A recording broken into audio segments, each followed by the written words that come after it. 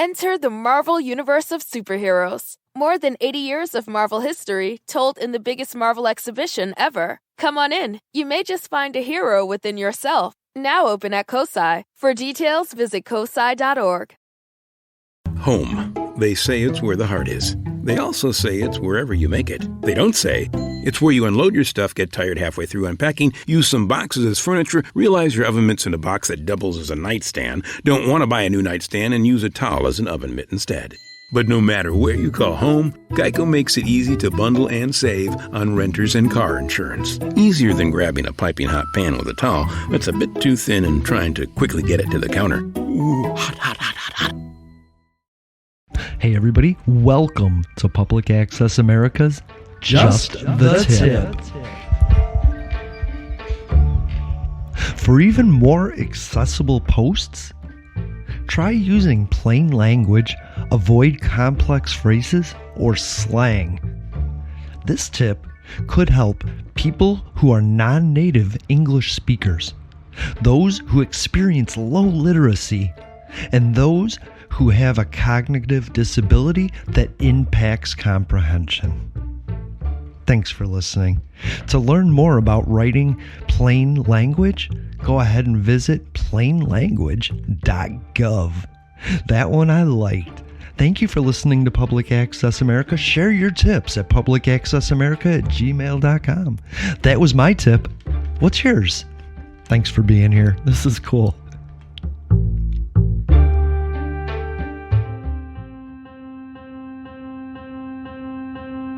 It is time now for something positive.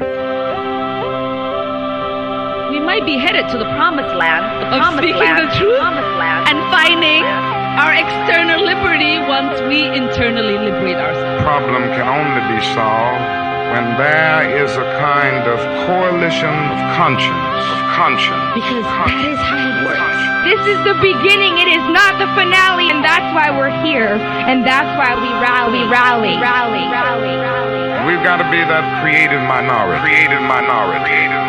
Find a way to get in the way. I got in trouble. It was good trouble. It was necessary trouble. Frankly, I know we've got to do something.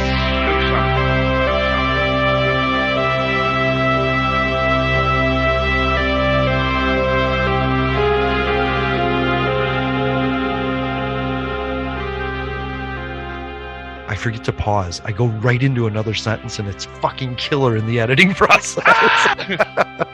I had this thought. Okay, so there's multiple dimensions, right? Mm-hmm. And maybe one of them is heaven. Maybe one of them is hell. Maybe one of them is a place where ketchup rains from the skies, right? What I was thinking, though, is that maybe when we die, it's a transition to that dimension, right? Mm-hmm. But even greater, children that die or fetuses that were aborted, they immediately go there. They grow up in that dimension. That's their dimension. You know what I mean? Like, it's not death. It's still a transition. That's a weird sort of thing. But all of my other stuff is kind of political. For a second, when you were talking about ketchup raining from the sky, I was like, oh God, that just sounds horrible and wrong. Oh yeah, gross. Yeah. Ketchup is gross. Just imagine walking outside and just getting covered in ketchup. I love the idea of all of these different dimensions and all of these different places that we can travel. I think that there's to give somebody peace after our last conversation, to be like, it's not death. Maybe it's just moving to somewhere else. Don't know. Don't know. How are we to know that it's not, the transfer of consciousness from one end of the universe to the other? That's right. And you stay within the same plane. It's just that your consciousness travels to another location. It's hard to say. I love that. I love it. It's a really interesting idea that, maybe it's not that you're moving into another dimension. Maybe it's just that you're literally, being beamed at the speed of light to the opposite end of the universe where, Life 2.0 happens. I mean, we don't know. We don't know. There's so many, or for example, ghosts. Maybe ghosts are places where interdimensional vibrations allow us to cross planes, and we see images from the past in ways that we didn't think possible, or intelligent signs from the past that allow us to allow that other dimension to interact with ours. Or maybe it's all hokey bullshit, and we end up being eaten coming out of worm's ass at the end of it. I don't know. I don't know. Yeah, when I think of ghosts, I think the shit's gonna happen whether I call it a ghost or a specter or a poltergeist. Like it's still scary as shit, But I was watching one of those shows and the lady was like, "Yeah, I saw a shadow person, but then their suit malfunctioned and I saw who was under it, and it was us." And I was like, "Oh God." I know him. He's me. Right. It was the future. It was the future person coming back. And I was just like, that's just crazy. So apparently these shadow people are just tourists from the future. You don't need to be scared of them. Man, I could, of all the places that I would want to be a tourist in, the past is not one of them. Yeah, yikes.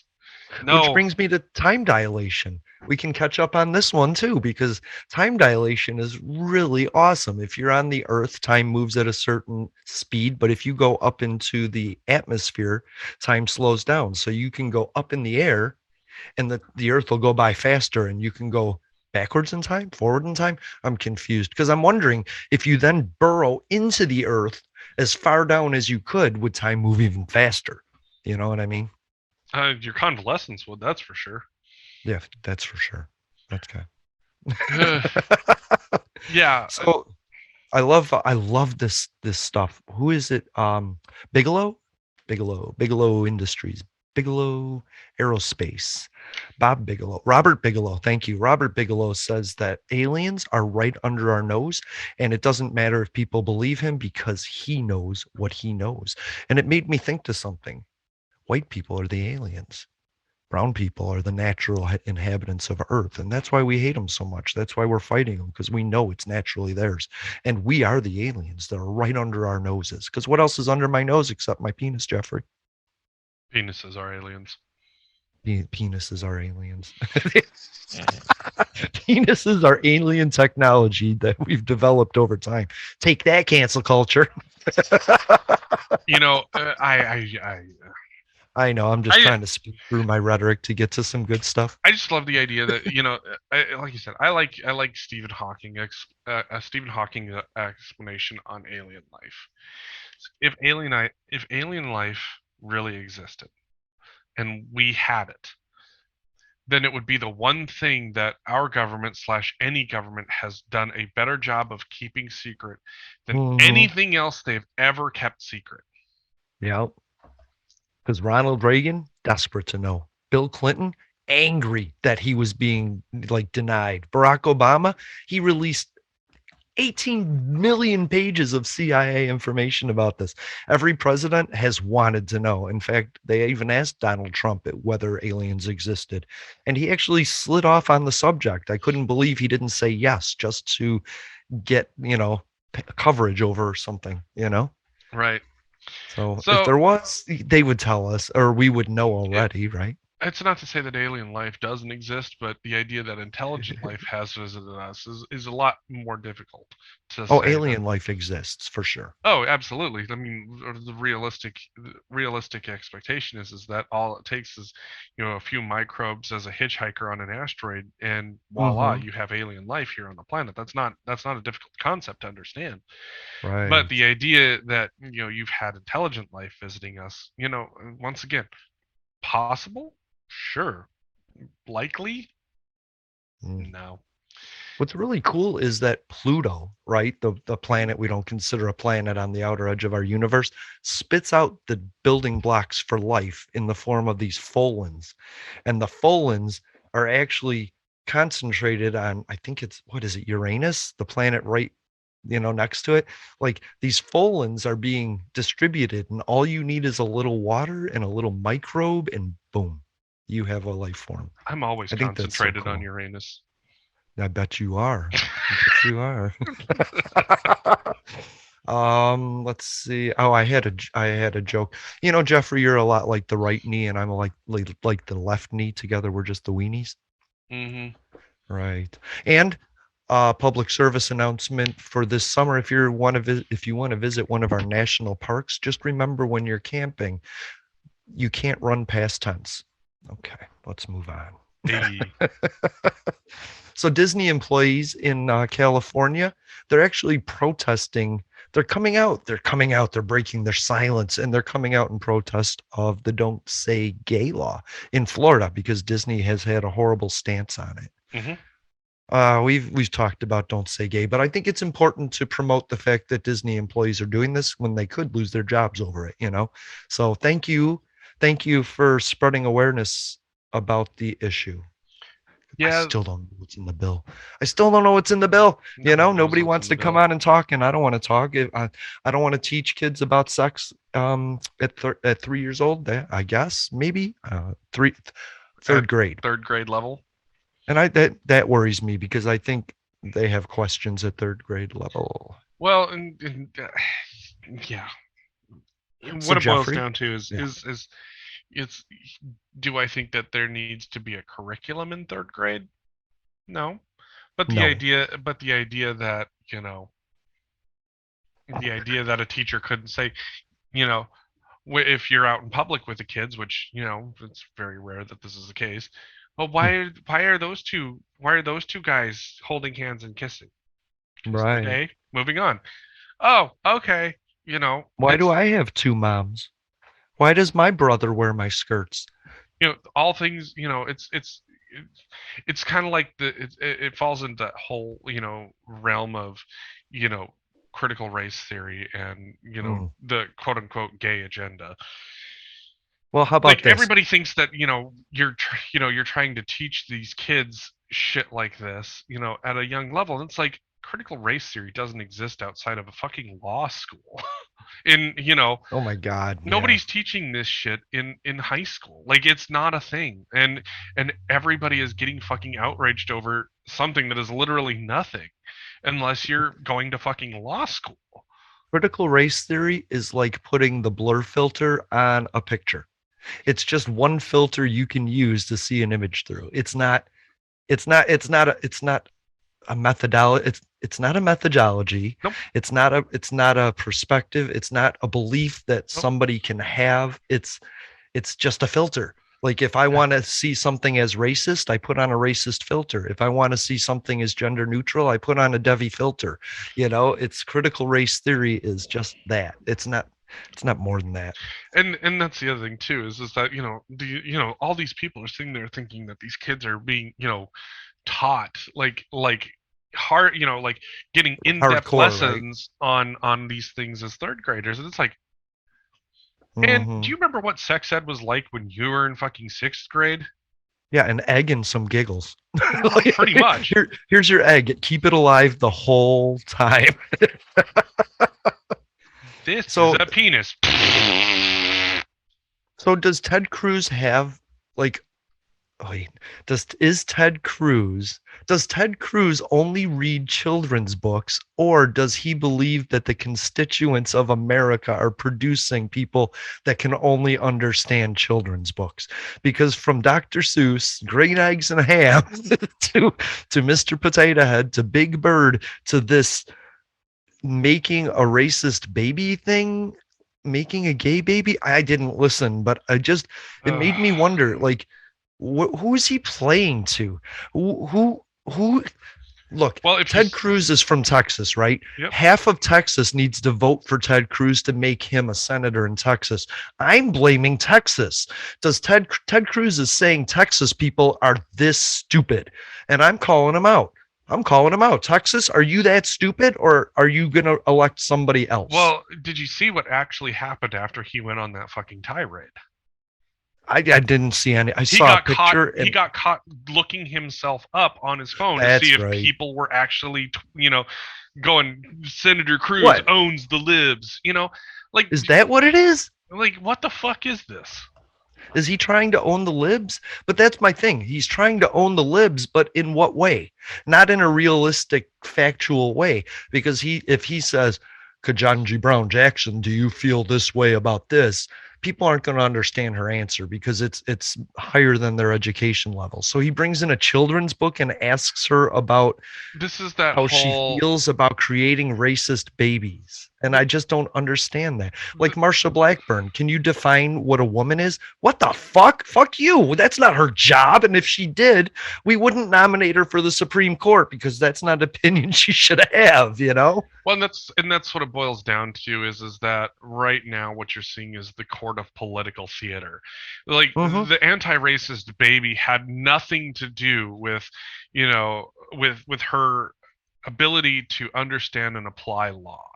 It had nothing to do with her being asked questions or hypotheticals on if you were to have a case regarding X. It was nothing to do with her credentials, her past, her present, her future.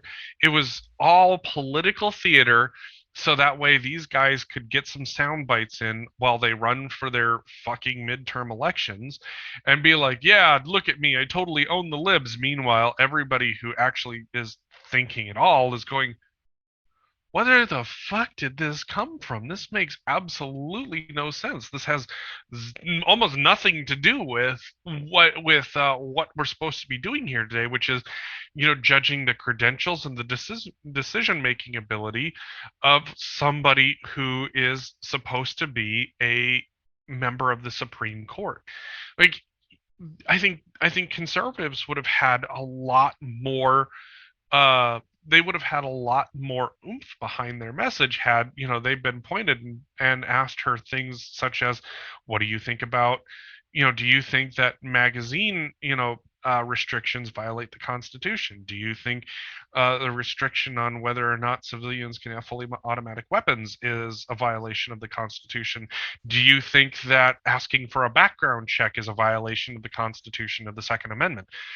Those are things that I honestly believe that conservatives could have scored actual real points on that actually have bearing in the current political climate. And Ted Cruz went with a fucking children's book because, you know, the day before he really had to not make himself look like a jackass after he sat in my hometown airport in Bozeman, Montana, and, you know, was a fucking dickhead to a couple of, you know, poor fucking, you know, customer service people at the airline check-in counter because he was fucking late to his appointment and then pulls the do you know who I am? So he then he gets to fucking sit there with a cop going, yeah, I know who you are and I don't give a shit, because Montanans really don't give a shit who the fuck you are. We don't care. Plus, everyone that knows Ted Cruz hates Ted Cruz, so the only people left that he can get to hate him are people that don't know him yet. So he walks around saying, do you know who I am? And so when people say no, he can poke him in the eye and say, I'm Ted Cruz, bitch. The idea of Ted Cruz asking, do you know who I am? Like, that's going to get him better treatment because of the fact that he's Ted Cruz. I mean, wasn't it Lindsey Graham that said if Ted Cruz was shot or stabbed on the Senate floor, there would be no witnesses? Yeah, I want to say that was pretty much, it was what he said. And that's the thing is like, this is fucking dumb. Like there, you know, legitimately you could have a number of different, you know, like you could have literally had someone dig in and go, okay, so in a governmental society where people are worried about, you know, their rights, the rights of trans kids, for example, do you think that a magazine ban is going to have an adverse effect on trans kids because their parents are literally not going to be able to defend their family adequately from a government who is labeling their kids as abused by their parents? Like, that question right there would literally completely fucking derail everybody, because you'd have the right going off on how trans kids are bad and guns are good, and you'd have the left going off on, you know, trans kids good, guns are bad, and everybody missing the entire fucking point that it's all, you know, like the idea that the government should be deciding, you know, whether or not, you know, a kid who is, you know, actively working with parents and doctors is being abused is a fucking mind fuck in and of itself. It's a mind fuck. And a Republican, Tom Cotton, saying that he would rather that interracial marriage and gay marriage was left up to the states, and that he would be okay if the Supreme Court overturned this stuff. This is dangerous shit they're talking about. Like, they just got rid of abortion. They're coming after gay marriage and interracial marriage, which 90% of the country are in favor of. you know? Or, my Or not personal favorite, opposed to. Not or my opposed personal to. favorite, marriage is what I would consider, or what they have tried to define. I'm going to use their own definition. Marriage is a religious institution. Okay, well, if a religion decides that a black and a white person can be married, or gay people can be married, or trans people can be married, or any variation thereof, then the government has absolutely no ability to define what a religion can or can't do. So in that aspect, the government should not have any ability to decide who can't be married, other than, are they 18? In which case, age of consent, very important. And also on top of that, the government really, I would argue, is they can only decide who they would consider a taxable entity, a taxable family entity. In which case, all they could, if they really wanted to get away from that and not make it a very political thing, they would just make everybody file solo. So the reality is that what you saw was political theater, and it had next to nothing to do with any number of potential cases coming down the pipeline to the Supreme Court.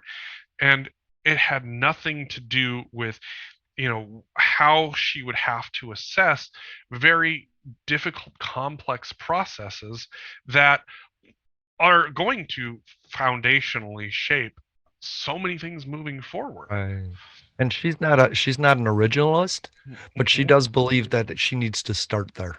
And so she reads the she reads the Constitution for the words that it has in it, and then she goes from there on settled law to get to her decision. Right. It's not a activist sort of view. I want to say something, like, I don't have a problem with Amy Coney Barrett. I don't have a problem with Garland, is it?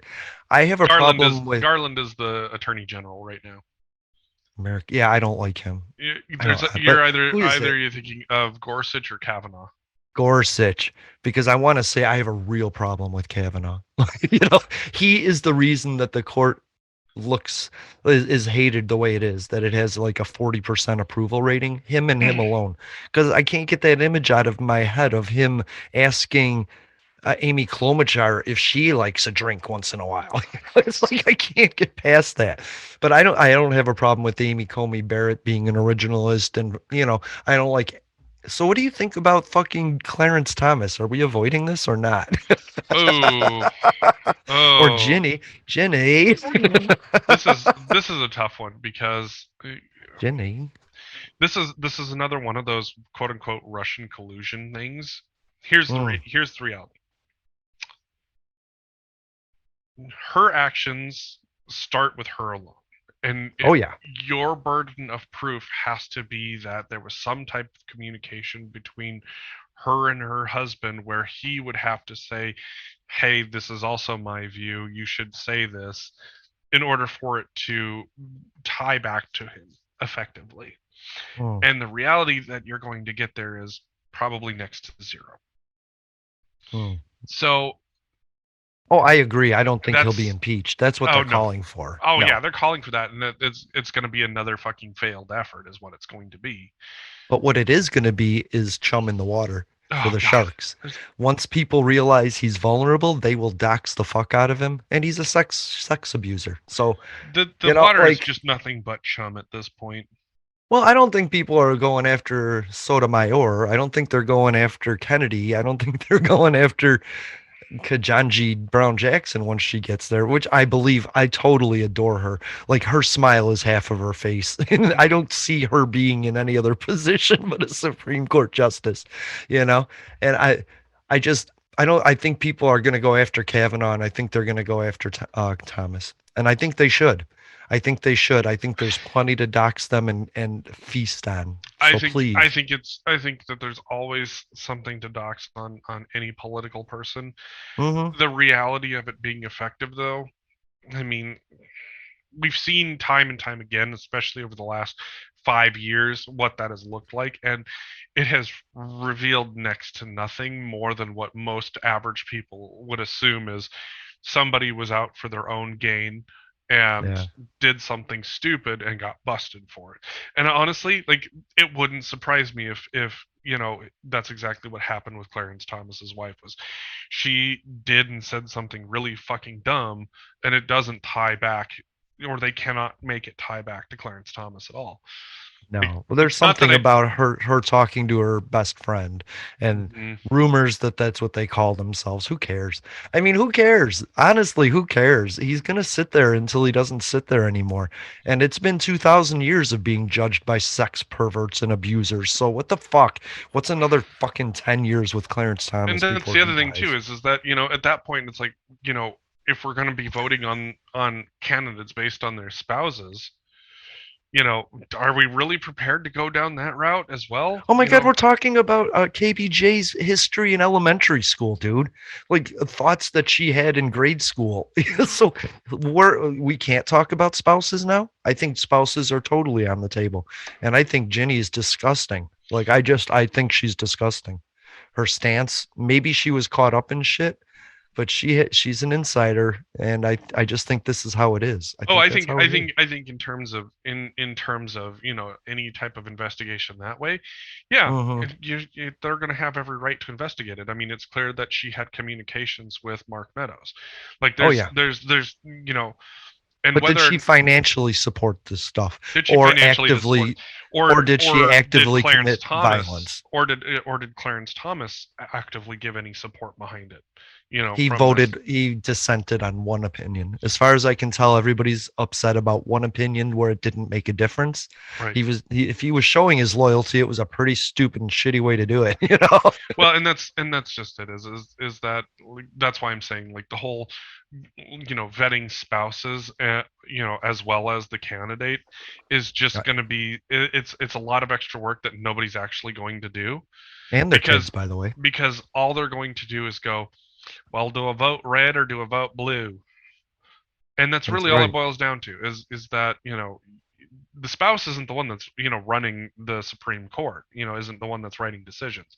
So the idea, she's the one giving blowjobs for decisions. So the idea that, you know, Clarence Thomas would be impeached for Ginny Thomas acting like Ginny Thomas is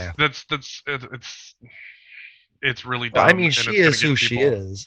Absolutely. And you know, whatever. If a spouse doesn't go above the radar, if they stay under the radar and they're just a basic spouse, that's cool. If they get up and start high Hitlering in front of the Supreme Court, then we got to pay attention, right? Absolutely. She didn't do that. Like she didn't do that. But I'm saying there's a point where they come above water, and you got to be like, hey, stop. But then, but then in that realm, you know, then the question becomes: is can you impeach somebody based off the actions of their spouse? And my answer is going to be absolutely no. There's no way to do it. We judged Judge Jackson on her husband, the surgeon, sitting behind her, crying over supporting her. Right? That was so great. He's such a wonderful guy. Oh, absolutely. So I think we are judging people that way. We do judge, and we judge Biden on Hunter, and that's crazy because Biden wasn't a coke addict that traveled the world making money so he could put it up his nose. You know what I mean? Right. And Biden, that doesn't make Biden better or worse. You know, like Hunter lost a brother. Hunter had a tragic life. Hunter was going through his own shit. And if he needed drugs to numb himself until he figured out how to process that, good for you, Hunter. But we still judge him for it. It's, yeah, you know, and this is one of those things where, as much as you hate to say it, like if there really is something there, you know, then you have to trust that the system is not going to give special treatment to anybody, as it shouldn't. And this is where, you know, perhaps things like appointing, for example, the head of the DOJ is maybe not something that should be done, but that, you know, the people vote on, you know, for example. I would love that. Because if something does come up with a president, you know, my idea is that I don't want somebody who is appointed by the president to be like, yeah, I was appointed by this person and I investigated them and I've determined that they've done nothing wrong, you know. Or worse, hey, I'm the DOJ's from the opposing, and I don't want to investigate them because I don't want to cause waves. Right. And that's just it, is that I really do think that, you know, in a case like that, perhaps, you know, we need to be voting on who is the head of the Department of Justice. I really like that. Simply because, you know, if you're going to hold power accountable, power cannot be held accountable when it is appointing power.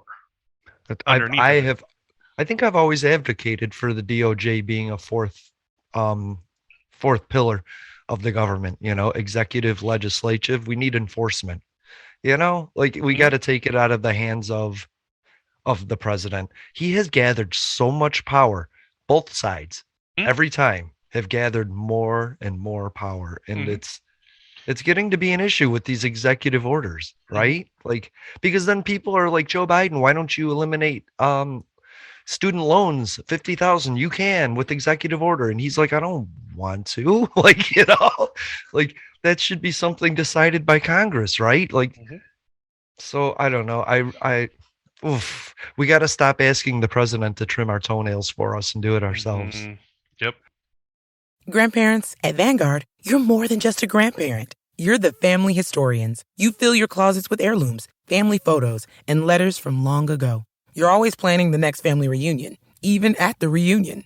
Because for you, time well spent is time spent on them. At Vanguard, you're more than just an investor. You're an owner.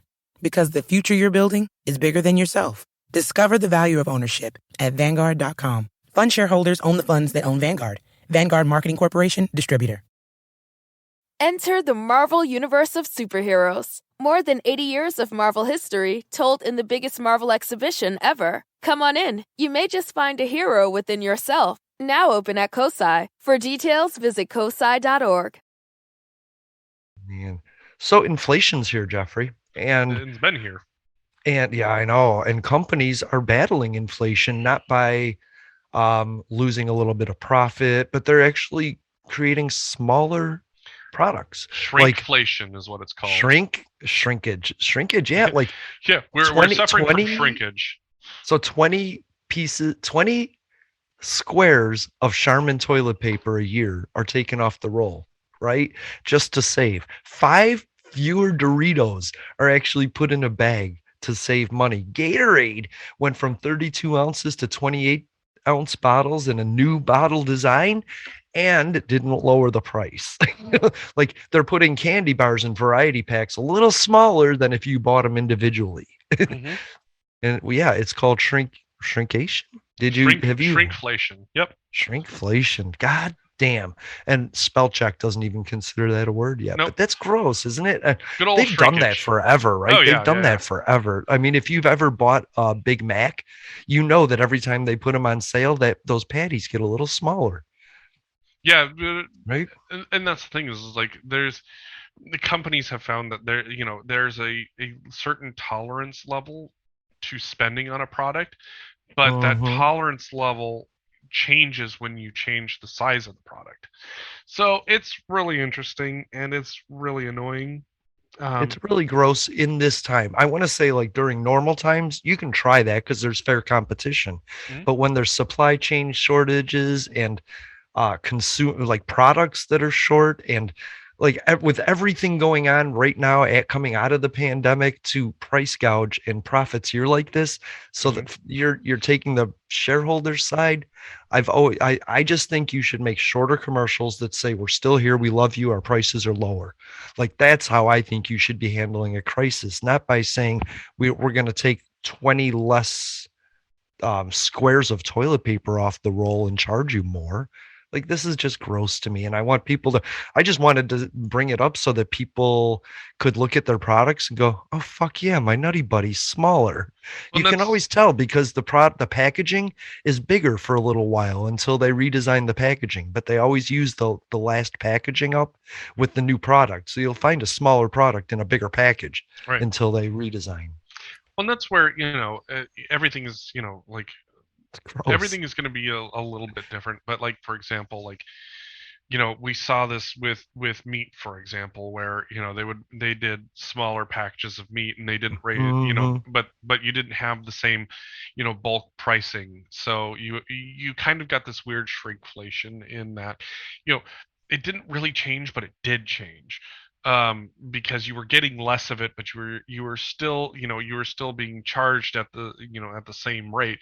And so rather than buy one big package, you had to decide if the smaller package worked or if you had to buy 2 packages, for example. Right. Or bulk up to a Costco membership and pay less for You saw that you saw that with meat, especially when you had suppliers that they had too many people sick and they were getting and they were out. Because we have 2 meat suppliers in America. Well, 3. Let's not shortchange it. Okay, 3.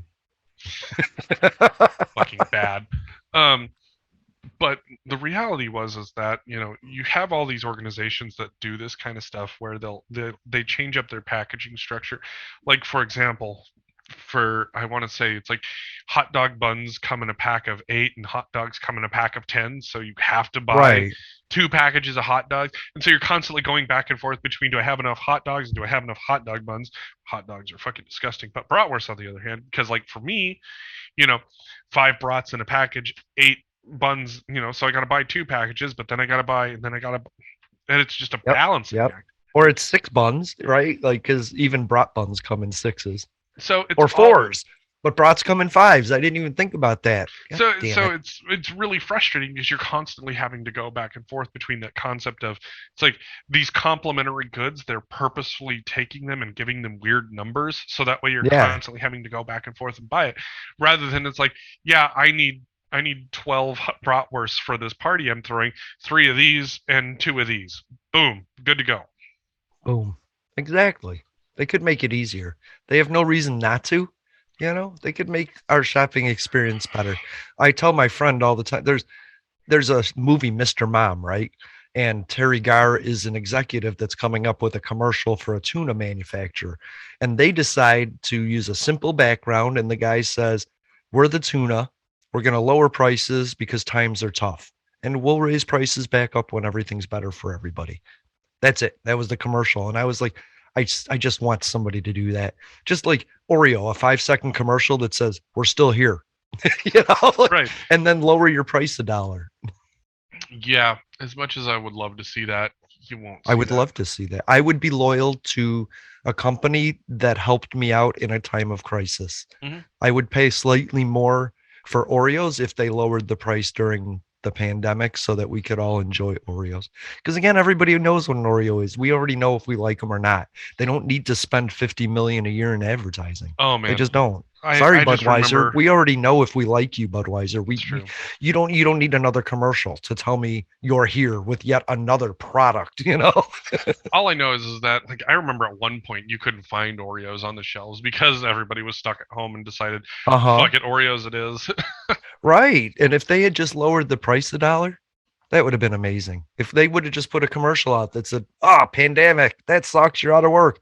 Have some cheaper Oreos on us, Would have been nice, but no. Instead, But even then, you just had everybody panic buying everything, and so that's true. You just ended up with people literally hoarding Oreos. My personal favorite during the pandemic was when they started limiting the sales of Hot Pockets. Oh wow! I was like, Hot Pockets, really? What am I going to make love to now? I'm all alone. Oh God! Every thrust is a different temperature. What's that Jim Gaffigan joke? My favorite is the Hot Pocket with a hot pocket in it. Oh, good old Hot Pockets. Every bite's a different temperature. Hot Pocket. Yeah, right. Yeah, it's like if you follow the directions, then only part of this will be hot, and the other part will be ice fucking cold still. And those things got smaller too, by the way. Yeah, I miss the 70s for the unadulterated size of the products. Like they didn't try and limit it in any way.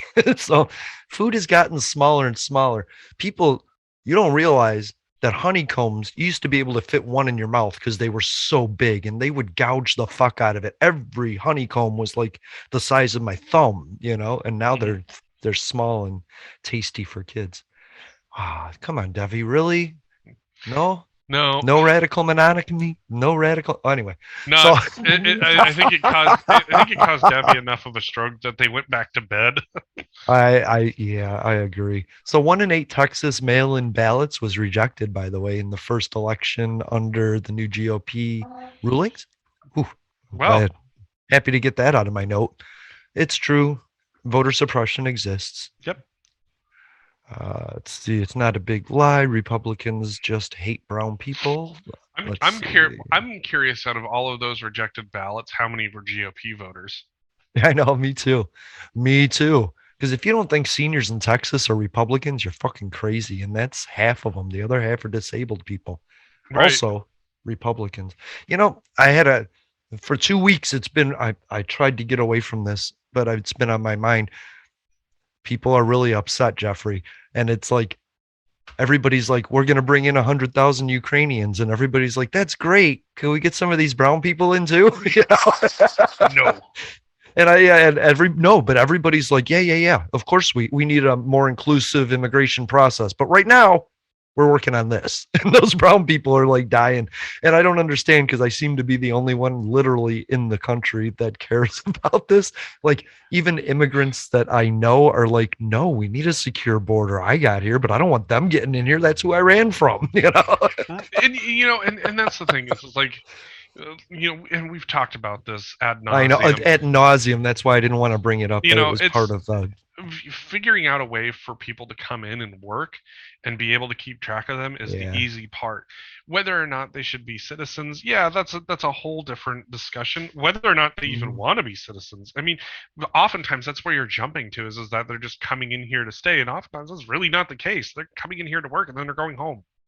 Right. In which case, I just think there'd be a more equitable way of doing this by saying there's 130 planets, there's 130 countries. We're going to allow 5 million in a year divided by that, you know, and that's what we do. And we just do it. We just process people. People are dying just as fast as immigrants are coming in. It's not like we're overflowing the country. Honestly, I think it should be more tied to the number of job openings we have versus unemployment rate. So like Australia. Yeah. So like right now where it's something like we have, I want to say it's like 3 or 4 million people out of work and 11 million job openings. That means we've got a severe deficit of 7 million unopened positions. Yeah, because people have been dying, but we haven't been bringing people in to replace them. Kids don't do that for 18 years. You can have 200 million kids, but they're not going to be able to work for 18 years. We need people to fill in. Well, those are immigrants. And so for me, like it's, maybe you don't, for example, you allow 3.5 or 4 million immigrants into the country. Like there's a better way to do it, but at the same time it's like, you can, the system is broken. Neither of them actually want to fix it. They just love bitching about it, and that's pretty much where it's going to sit. And our friend Holly Cooper that brought us the story last week got into Berkeley, so congratulations to her. Hey, that's good job, Holly. Freaking cool. I love that. All right, so 8 House Republicans voted against suspending normal trade with Russia and Belarus. Wow, I love cleaning up this list, buddy. You know what I mean? Marjorie Taylor Greene, Matt Gaetz, Boebert, Massey, of course, Andy Biggs, and a whole bunch of them. They said we're Russian sympathizers, and that led me to. So here's the thing: there's a plan for white people to rule over brown people. Now, in America, they wanted to do this, but then something happened. Donald Trump lost, and the Republicans put it on the back burner. But yet some Republicans said, no, we're going for white domination, and we're siding with Russia because they're white. They're not white. By the way, there is no white utopia on the planet. Russia is full of just as many minorities as the United States. You just don't hear about them because their dictator's a dick, Right. And I mean, realistically too, it's like there's always this balance of, what does the free market look like versus what does a restricted market look like? And you have to understand that money flowing to the government is weapons and ammo that is being sent to, kill Ukrainian citizens. And so as much as I, I'm a free market person and I don't want to restrict trade with necessarily any nation, at the same time too, there comes a point where you have to restrict trade in certain situations because the damage that they're doing is unequivocal. Yep.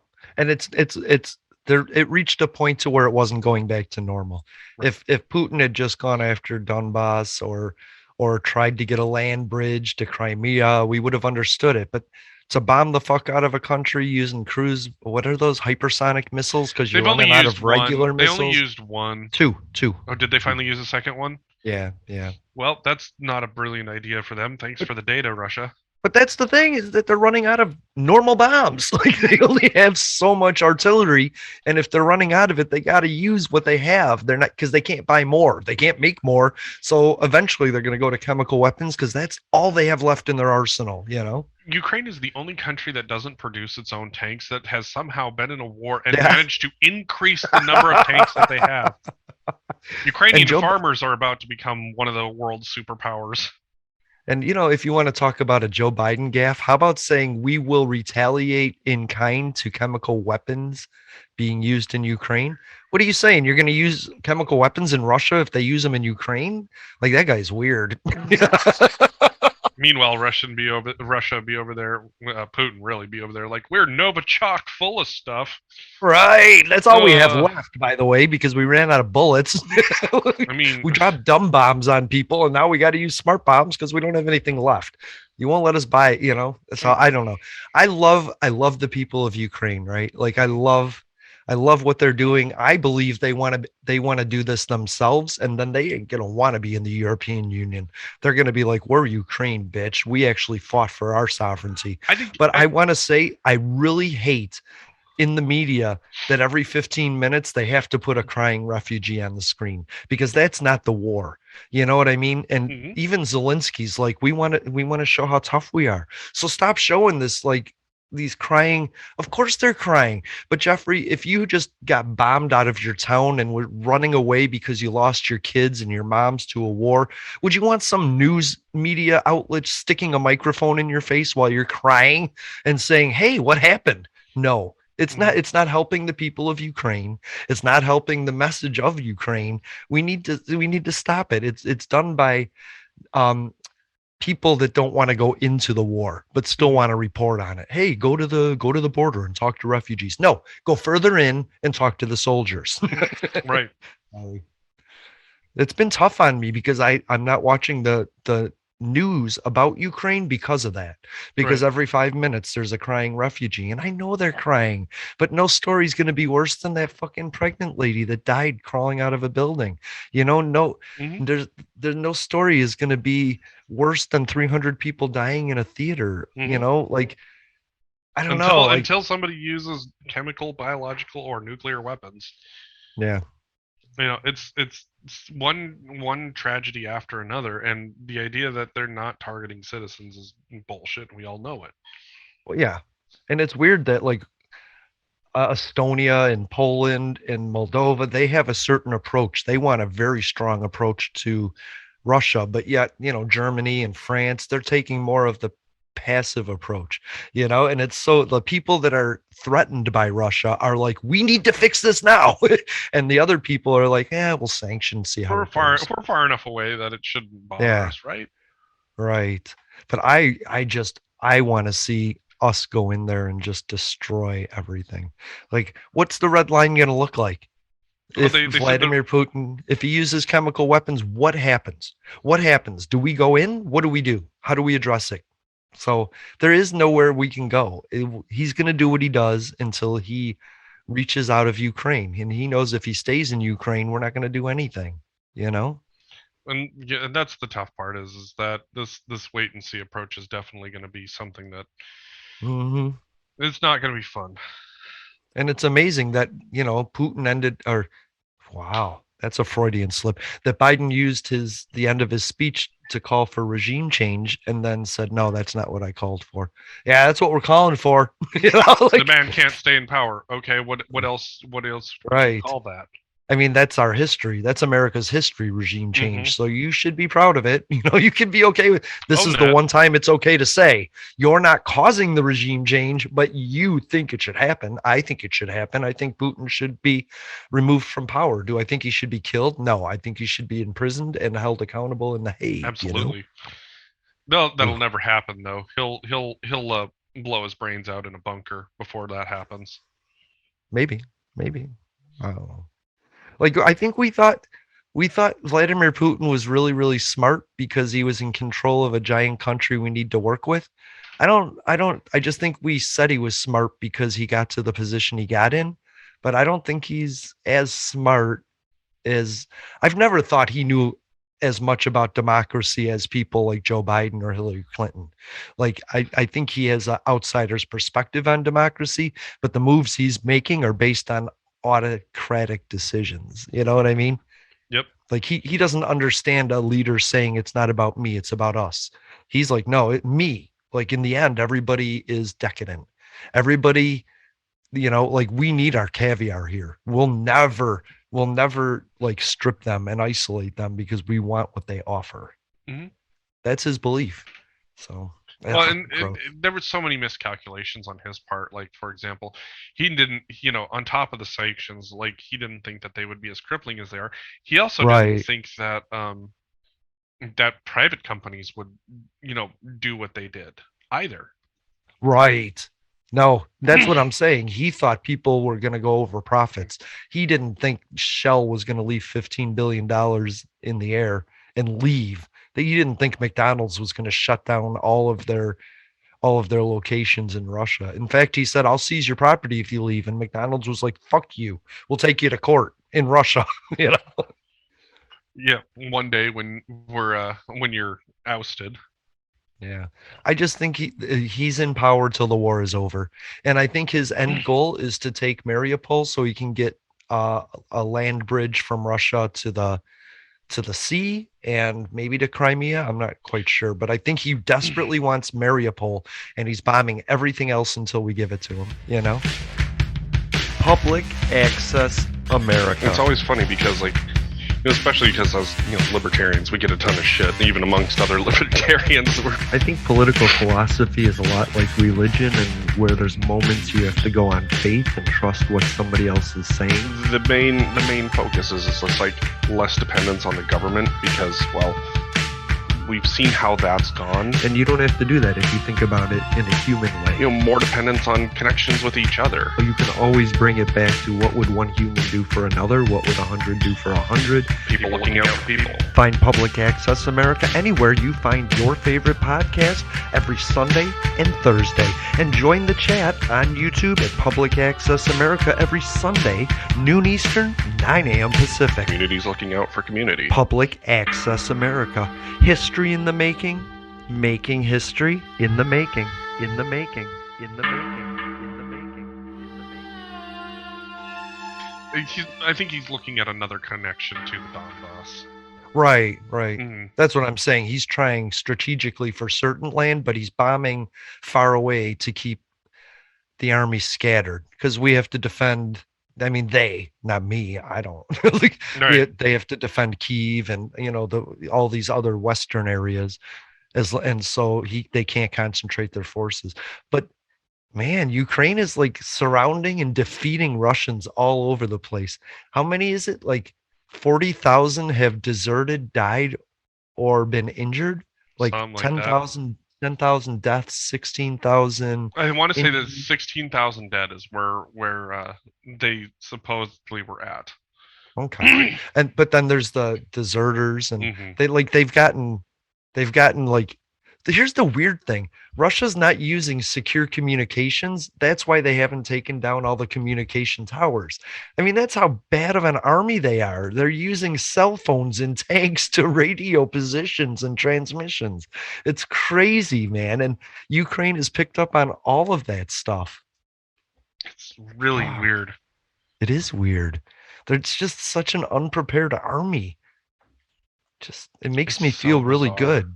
I mean, I don't want to say that, and it's in a morbid way. Like, Russia having a shitty army makes me feel better. Mm-hmm. No, it's. I mean, that's really their power play is the fact that they've got a ton of chemical, biological, and nuclear weapons. That's it. Right. And outside of that, that's their army can't handle. Clearly, no, they can't. No, the mercenaries can barely handle it, right? And we got to remember that this version of this Ukraine is part 2 to Syria, right? Like, how many Syrians had to run away from Syria because of Putin and his chemical weapons and him and all that shit? And they're still sitting there waiting to get into countries. And now we have Ukrainians building up. All of these people are displaced because of Putin, because of one man. It's gross. I mean, I'm just wondering at what point bombers just take out the entire Kremlin, Ooh, like just fly in there one day and just bomb the fuck out of it and leave, That'll be a nuclear war, and that'll be me going out and doing exactly what I said earlier, going out naked with a beer and a folding chair and a bratwurst on a stick and pointing everything at the mushroom cloud. Well, somebody give me 3 days notice if aliens are about to come, a comet's about to hit, or if we're about to bomb Russia, so that I can get over to Seattle and be with Jeffrey. Because if he's going to be barbecuing naked, eating hot dogs, I'm there. I'm there with you, buddy. What can I say? Chaos reigns supreme. Chaos reigns supreme. Let's see. 5. What? Oh, I'm back at the Dorito thing again. Doritos. Oh, I love it. So there's 5 steps for forgiving somebody who isn't sorry. Wait, let's say that again.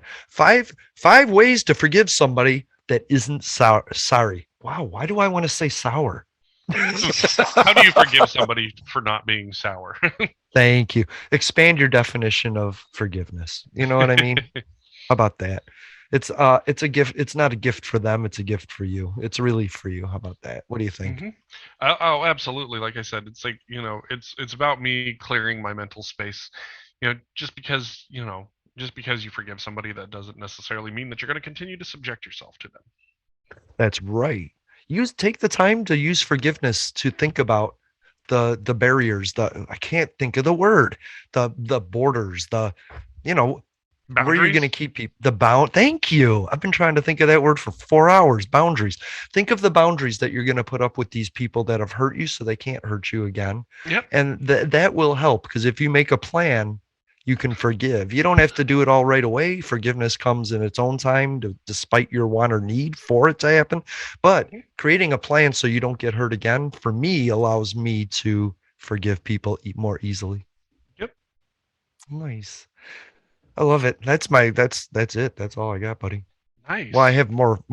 There's 5. There's 5 of them. I wasn't going to go through it all. We just summarized pretty well, Nice. So that's about it. Wow. Do you have any just the tips? I love this. Hey, what's a 2-4? You said music got you through life, and I wanted to ask you what the fuck a 2-4 is, because all I'm doing is 4-4, and I want to know what a 2-4 is. 2-4? Beat. You're a drummer, right? Mm-hmm. Yeah, I want a 2-4. 2-4 is basically so 4-4 is like quarter note is 1 beat, and there's 4 beats per measure. 2-4 is still that a quarter note is 1 beat, but there's 2 beats per measure. And so some people call it, there's a number of different ways that you can do it. Some people call it cut time, some people call it march time. It's because it's a 1 2 1 2 1 2 1 2. Nice. That's what it is. Okay. How's Uncle Tom? He's doing all right. It's still struggling, but that's all there is. It's going to be a long road for him. Okay. That question has been on my mind for 4 weeks too. Every Saturday night, I'm like, ask about Uncle Tom. And I always forget. Yeah, it's still going to be a long road for him, unfortunately. Okay. So. And finally, we'll wrap up on COVID. And we didn't ruin a whole episode by starting it with it. Perfect. Just ruin the end. Just ruin the end. Yeah, I mean, cases are up in the UK. Cases are up in China. Do you think it's something we have to worry about here? There's always the potential, but because it ran so rampant here, the original variants, there's just not enough difference between the other variants like BA 1.1 and BA 2 that we may see cases rise slightly, but it's not going to be like an Omicron level spike. Okay. And most likely it's going to be people who are severely immunocompromised that could get it, not necessarily, and most likely once again the people who are unvaccinated. That still haven't gotten COVID. So the unvaccinated still need to worry. Absolutely. The vaccines are still highly effective, and for most people. for most people. And I mean, like now you've got they're looking at doing a fourth shot for the older generation, and at this point, like, you know, what they've showed for the most part for like younger people is that there was no additional benefit. Right. There's a top off. You can only fill yourself with so many antibodies, right? Right. And so even then you would be better off having a targeted booster, like an Omicron specific booster. Cool. Which case there's the potential that we could see that by fall. So you would at least have that. And if the next variant is based off of Omicron, or, you know, kind of like how Delta was, you know, close enough to the original that the vaccines were still effective, you know, highly effective, you know, with the 2-dose regimen. You know, that might very well be a case, but it's, you know, you run into the realm of it's hard to predict where things head. I understood why cases were going up in China, because they sheltered themselves from it, you know, so they didn't have any real resistance to it. But the UK confused me because they actually had pretty good vaccination and booster. Well, not really on booster rates. Yeah, now that I think about it, we're doing better on boosters than the UK. Yep. And where Omicron, you know, was severely tamped down was because of boosters. Yeah. And so and so, I mean, realistically, it's like, you know, it would be nice to see an Omicron specific booster, but I honestly think that more likely than not, we'll see something come closer to the fall. The pills. I think it'll be the pills. The pills are already out. You know, the pills are already available. I think they'll customize those more for people because there's such vaccine rhetoric going around. The pills, they might customize the messaging, but not the pills themselves, because the pills target the protease. They don't. Yeah, they do what they do. They might tailor the message a little more to the anti-vaxxers, which I think is really stupid, but whatever. Wow, from alien penises to boosters that people don't want. This is public access America. Did you have any just the tips before we go? Make sure you take your alien penis booster. I like it. Yes. Perfect. Well, this has been Public Access America. Hey, Jeffrey, I don't know if I tell you enough how much I really appreciate y'all over there. Oh, you do. You do tell me. And I appreciate that you tell me. I do. I appreciate you. Thank you for being here. Thank you to everybody else. We're going to go now and have some fun because it's fucking sunny and 76 here. It's going to be sunny and 65 here, so I'm stoked. Oh, I wish I had 65. All right. Love you. Love you, everybody listening. Bye. To those who would tear the world down, we will defeat you. This is our moment. This is our time. To those who seek peace and security, we support you. Yes, we can. And to all those who have wondered if America's beacon still burns as bright, tonight we prove once more that the true strength of our nation comes not from the might of our arms or the scale of our wealth, but from the enduring power of our ideals, democracy, liberty, opportunity, and unyielding hope. Let me tell you something you already know. The world ain't all sunshine and rainbow. It's a very mean and nasty place, and I don't care how tough you are, it will beat you to your knees and keep you there permanently if you let it. You, me, or nobody is gonna hit as hard as life. Ask not. Yes, we can. What your country can do for you. I have a dream. Ask what you can do for your country. I, poor little children. Yes, we can. One day live in a nation where they will not be judged by the color of their skin, but by the content of their character. I don't have to tell you things are bad. Everybody knows things are bad. It's a depression. In this lifetime, you don't have to prove nothing to nobody except yourself. But it ain't about how hard you hit. It's about how hard you can get hit and keep moving forward. How much you can take and keep moving forward. That's how winning is done. Welcome to Public Access America. Yes, we can. Sunday live streams on YouTube. I wanted to run out of that tunnel for my dad. On Twitter. What? Apple Podcasts, Stitcher Smart Radio Public, and Spotify. Yes, we can. Public Access America. History in the making. Making history in the making.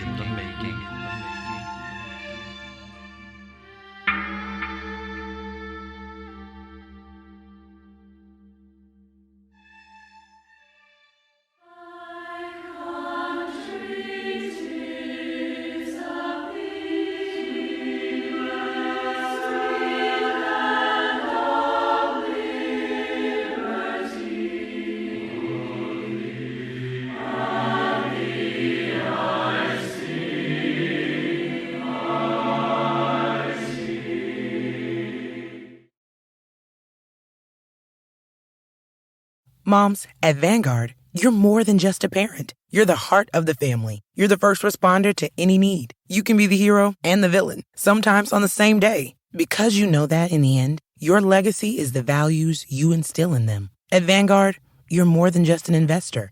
You're an owner. Because the future you're building is bigger than yourself. Discover the value of ownership at Vanguard.com. Fund shareholders own the funds that own Vanguard. Vanguard Marketing Corporation, distributor. Enter the Marvel Universe of Superheroes. More than 80 years of Marvel history told in the biggest Marvel exhibition ever. Come on in. You may just find a hero within yourself. Now open at COSI. For details, visit COSI.org.